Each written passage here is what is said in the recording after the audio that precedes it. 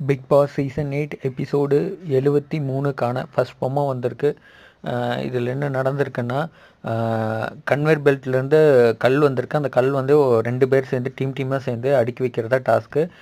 அதில் வந்து என்னென்னா, ஜெஃப்ரியும் வந்து பவித்ராவும் ஒரு டீமாக இருந்திருக்காங்க. அப்போ வந்து அதிலிருந்து அந்த கல்லை எடுத்துகிட்டு போகிறதுக்கு, பிரிக்ஸ் எடுத்துகிட்டு போகிறதுக்காக இவர் வராரு, ராணவ் வரும்போது ஜெஃப்ரி இதை தடுக்கும்போது ராணவுக்கு ஷோல்டரில் நல்லா அடித்த உடனே வழியில் துடிச்சிட்ருக்காரு. துடித்த உடனே நான் எதுவும் பண்ணல அப்படிங்கிற மாதிரி ஜெஃப்ரி சொல்லிகிட்ருக்காரு. அப்போ உடனே